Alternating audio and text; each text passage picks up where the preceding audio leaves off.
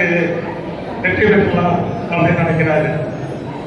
ஆனா பணத்தை வச்சு யாரையும் ஏமாற்ற முடியாது. உங்களுக்கு தெரியும், அவர் 96 எலெக்ஷன்ல நிற்கும் போது இப்படிதான் பண்ணிக்கிட்டு இருந்தாரு. வீட்டுத்துறை அமைச்சர் தோல்வியில் இருந்தாரு.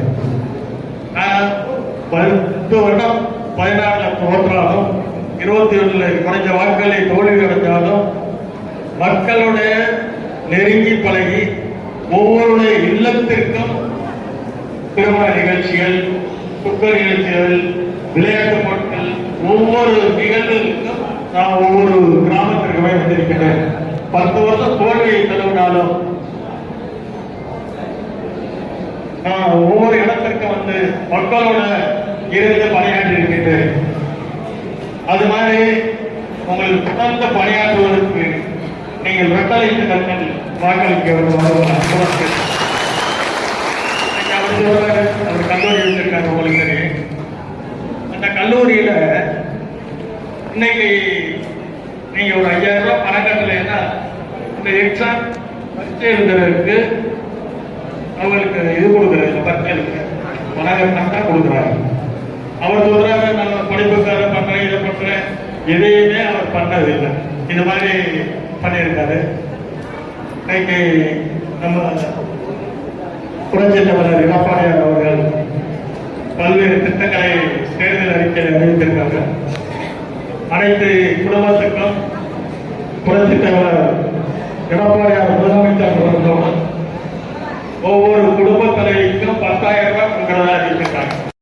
மாதந்தோறும் 1000 ரூபாய் கொடுக்கிற 2000 ரூபாய் உயர்த்தி கொள்வதாக அறிவித்திருக்கிறாங்க.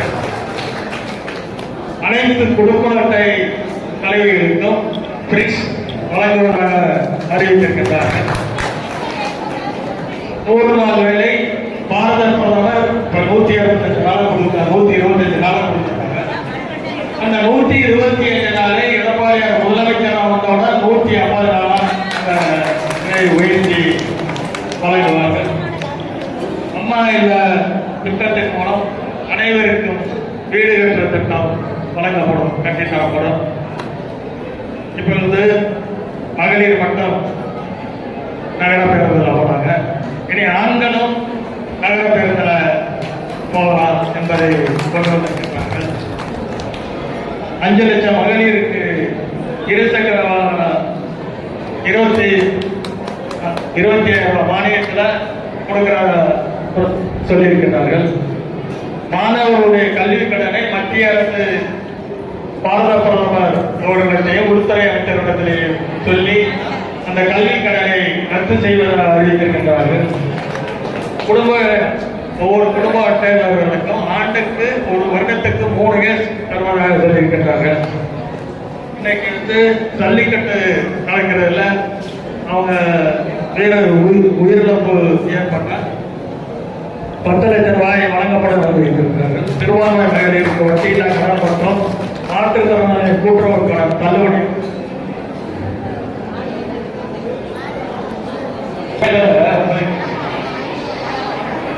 சட்டமன்ற உறுப்பினராக இருக்கும்பொழுது திருமயத்தில் போக்குவரத்து பணிமனை கொண்டு வந்தோம்.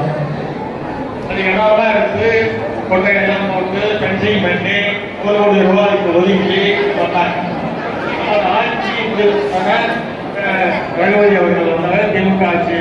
அதை அந்த கிணப்புலே போட்டுட்டாங்க. அந்த அப்படி இருக்கு. கண்டிப்பாக அந்த பணிமனை உடனடியாக அந்த பணிமனை கொண்டு அது நிறைவேற்றப்படும்.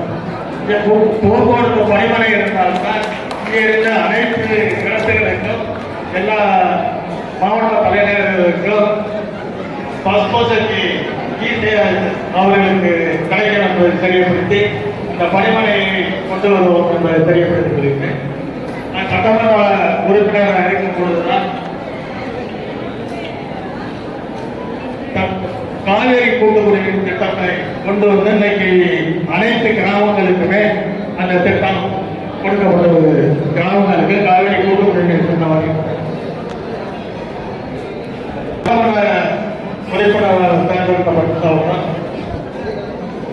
நமது திருமயம் பகுதியில் இளைஞர்களுக்கு வேலைவாய்ப்பு கொடுப்பதற்கு சிப்காட் தொழிற்பேட்டை கொண்டு வர பாடுபடுவேன் என்பதை தெரிவிக்கப்படுகிறது.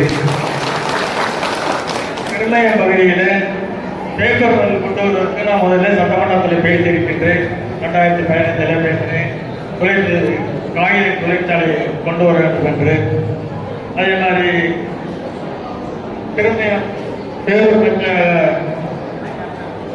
அறிவித்தால் அப்படியே இருக்கின்றது. அது துறையில் நடவடிக்கை எடுக்கப்படும். இங்கே உள்ள அந்த குப்பைகள்லாம் அகற்றி அது மக்கள் குப்பை கார குப்பை என்று பிரிக்கிற அளவுக்கு அதுக்கு ஒரு தொழிற்சாலை கொண்டு வரப்படும் என்று தெரியப்படுத்தியிருக்கின்றேன்.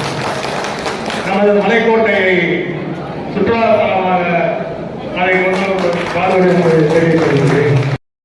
கவர்மெண்ட்ல போச்சு சென்னைக்கு போனது. இன்னைக்கு அந்த பஸ் இல்லை. அந்த திருவேங்கரை வந்து சென்னைக்கு போறதற்கு பஸ் கொண்டு வரப்படும் என்பதை அனைத்து பேருந்துகளும் திருமயம் பஸ் ஸ்டாண்டு பேருந்து நிலையம் வந்து செல்வதற்கு நடவடிக்கை எடுக்கப்படும் என்பதை தெரியப்படுத்தியுள்ளது. திருமயம் ரயில் நிலையத்தில் ரயில்வே ஸ்டேஷன்ல இந்த பல்லவன் ராமேஸ்வரம் இந்த எக்ஸ்பிரஸ் வண்டியெல்லாம் நின்று போறதுக்கு நமது முதலமைச்சர் பொறுப்பேற்றவுடன் எடப்பாடி அவர்கள் சொல்லி பாரத பிரதமர் அவர்களுடைய உள்துறை அமைச்சர் அவர்கள் சொல்லி அது கண்டிப்பாக திருமயம் ரயில்வே ஸ்டேஷனிலே அனைத்து எக்ஸ்பிரஸ் வண்டிகளும் நின்று செல்வதற்கு நடவடிக்கை தெரியப்படுகிறது. திருமயம் பகுதியில் விவசாயிகளும் வியாபாரிகளும் பயன்படுகின்ற வகையிலே குளிர்சாதன கிடங்கு அந்த கோல்டு ஸ்டோரேஜ் அதை வந்து கட்டிப்பதற்கு நடவடிக்கை எடுக்கப்படும் தெரியப்படுத்தியிருக்கிறேன். உங்களுக்கு உங்களோட ஒரு கைகை உங்களுக்குலாம் தெரியும். 1000 ரோடு 1000 ஓட்டில் போயிருக்கலாம். ரோட்டில் தொழில் தெளிவிருக்காரு. நீங்க ஒவ்வொருத்தரும் உள்ளாட்சி தேர்தலில் எப்படி நிற்கிறீங்க? ஒவ்வொருத்தரும் டெய்லி போய் போட்டு கேட்கிறேன் உள்ளாட்சி தேர்தல். அதே மாதிரி சட்டமன்ற வேட்பாளர் நீங்க தான் அனைத்து இந்திய அண்ணா முன்னேற்ற கழக தேசிய ஜனநாயக கூட்டணி பொறுப்பாளர்கள் தான் ஒவ்வொருத்தரும் தான் வேட்பாளர். சட்டமன்ற வேட்பாளர் வெற்றி பெற்றால் சட்டமன்ற உறுப்பினர் ஒவ்வொருத்தரும் தான் நீங்க தான் எஜமான். அதனால உங்க கையில இருக்கு. உள்ளாட்சி தேர்தலில் நீங்க எப்படி பணி செய்கின்றனோ அதே மாதிரி சட்டமன்ற தேர்தலில் பணி செய்தால் அதிகப்படியான வாக்குகள் வித்தியாசத்தில் வெற்றி பெறலாம். ஏன்னா இந்த திருநெல்வேலி சட்டமன்ற தொகுதி 2 தடவை குறைந்த வாக்குகளிலே வெற்றி வாய்ப்பை இழந்திருக்கின்றது. இந்த தடவை அந்த வெற்றி வாய்ப்பை அதிகமான 27 வாக்குகள் வித்தியாசத்தை வெற்றி பெற்றிருக்கிறது. நம்ம தேசிய ஜனநாயக கூட்டணி மக்களுடன் சேர்ந்து கூட்டணி வைத்திருக்கின்றோம். அதனால் அவர் பணத்தை பற்றி கவலைப்பட வேண்டியதில்லை. அவருக்கு பணத்தை வைத்து வாங்கிடலாம் என்று நினைக்கின்றார்கள்.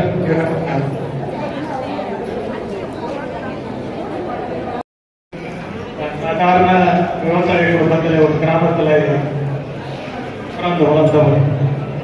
86 புரட்சி தலைவருக்கு அறிமுகப்படுத்த ஒன்றிய தலைவராக மக்களோட வெற்றி பெற்று அனைத்து மக்கள் ஓடும் அதில் வெற்றி பெற்றேன். அப்புறம் கிராமிய மின்சார குடும்பத்தில் தலைவராக இருந்து எங்கெங்கே மின்சாரங்கள் 10,000 ரூபாய்களை டிரான்ஸ்பாரம் போட்டு துறைகளில் இருந்து அதில் பங்கு கொடுத்திருக்கின்றேன். சட்டமன்ற உறுப்பினராக இருக்கும் பொழுது காவிரி கூட்டுக்குடிநீர் திட்டத்தை கொண்டு வந்திருக்கின்றேன். அந்த டெப்போ அதுகளை கொண்டு வந்திருக்கின்றோம். உயர்நிலைப் பள்ளியில் மேல்நிலைப் பள்ளியில் தரம் உயர்த்திருக்கின்றோம். பல்வேறு பணிகளை செய்து கொண்டிருக்கின்றோம். அந்த பணிகள் தொடர்ந்து நடைபெறுவதற்கு உங்களுடைய கோரிக்கைகளை நிறைவேற்றி தருவதற்கு குறைந்த வாக்குகள் வித்தியாசத்தில் தோல்வியிட்டாலும் மக்கள் பணிகளை தொய்வில்லாமல் எல்லா நிகழ்வுகளுக்கு வந்து கொண்டிருக்கின்றேன். உங்களிடத்தில் நான் கேட்பது இந்த ஒரே ஒரு நாளே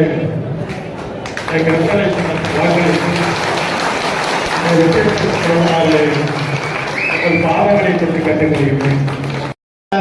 எடப்பாடியார் நிற்கிறாருன்னு நீங்க நினைச்சுக்கங்க.